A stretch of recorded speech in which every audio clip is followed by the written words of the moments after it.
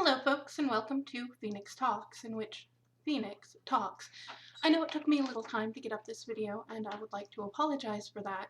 What ended up happening was I got so many requests from people that I knew, primarily, that about things that they wanted me to talk about, and I wasn't really sure where to start. So it took me some time to figure that out. It was all a bit overwhelming, really, which brings me to what I decided to start from, and that's courage. Now, it was really hard for me to put up that first video. I imagine it was for anybody, even those who look conventionally like what you would expect to see on media of some kind. It's always a big first step, just putting yourself out there. And some of my friends, they really admire me for that. I didn't get there by self-love. I got to self-love by there.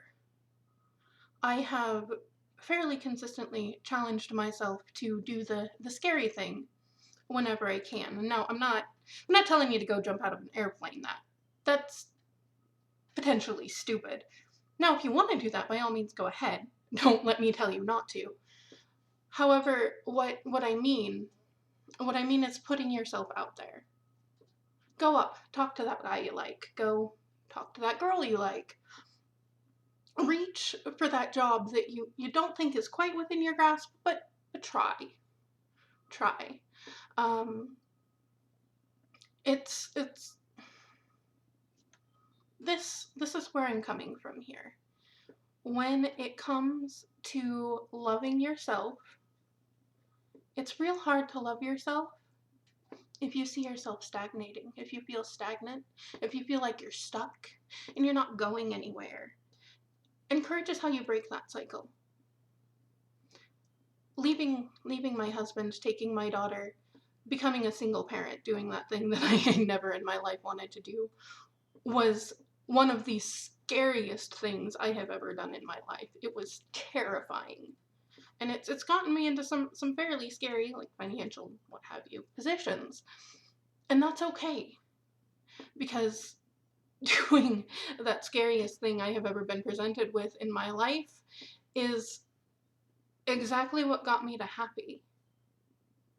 And when you're happy, it's so much easier to love yourself. Now, I don't know if that makes sense to any of you. I sure hope it does. It's where you start. It's where I started. Now, doing the hard thing, doing the scary thing, being courageous is very difficult. And that's another part of loving yourself, is trusting yourself to do the scary things. And you trust yourself to do the scary things by first challenging yourself to do them. When you do them consistently, you create consistency for yourself in who you are, what you believe.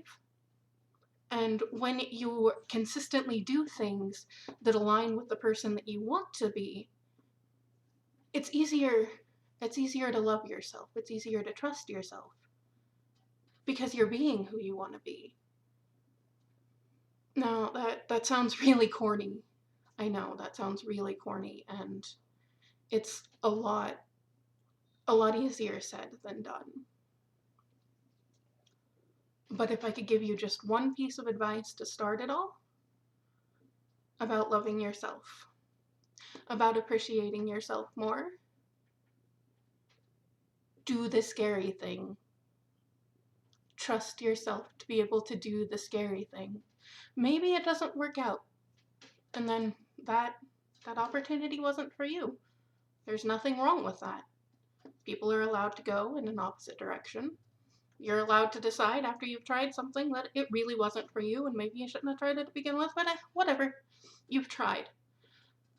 The other thing about courage and doing the scary thing is it prevents you from having regrets. At least the ones that come from never even trying. because those stick with you. Those haunt you. Would my life have been a lot farther ahead than it is now if I had never had my daughter? If I'd aborted her or given her up for adoption at birth? Possibly. But I wouldn't have a lovely 10-year-old girl who I love and adore. Is she gonna watch this? Yeah, maybe. Am I going to edit this out? No, because this is a conversation we have had before. Because I'm not afraid to do the scary things and have the scary conversations and the hard conversations. And the best place to start those is with yourself. If you're down, if you're sad, if you're having trouble loving yourself, it takes a lot of introspection to get out of that. You have to be committed to sitting down and having that hard conversation with yourself. What's wrong? Why do I feel this bad way that I feel? Now, I wanna make a note. I see it as a trend everywhere. It's real bad on YouTube.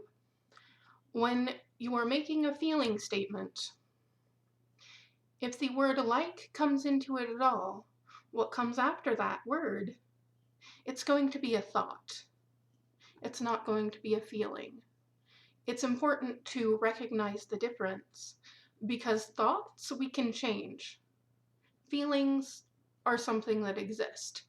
The only way we can influence them, the only way we can change them is by changing our thinking.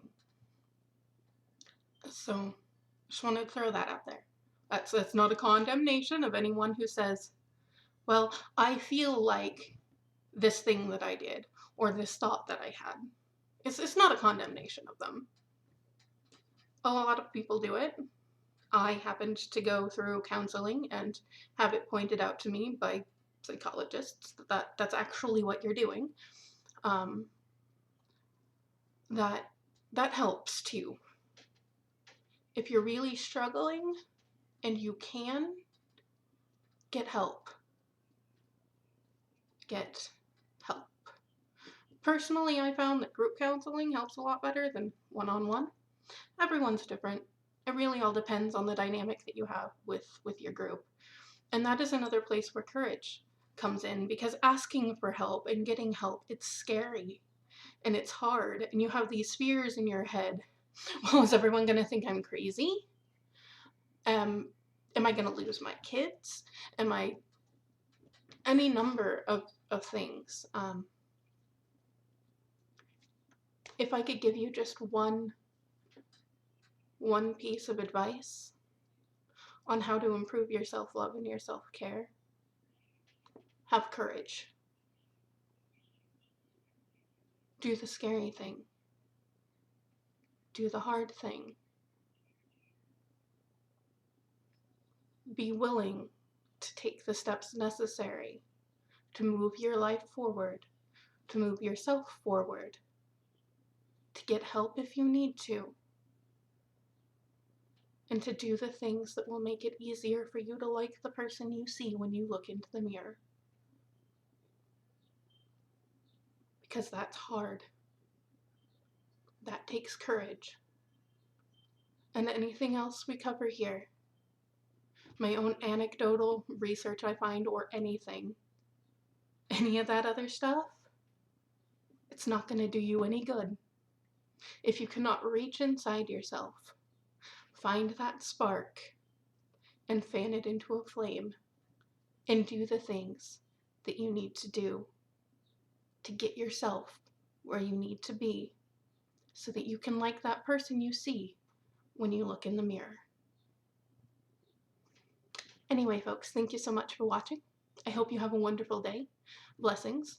And please, please, do something kind for yourself today. Maybe you look in the mirror and you say a few things about yourself that you actually like. Maybe you take a few minutes to read a joke, write a joke, read a book, watch some show on YouTube, mine or anyone else's. Anything that makes you smile. Because smiling makes you happier. That has been proven.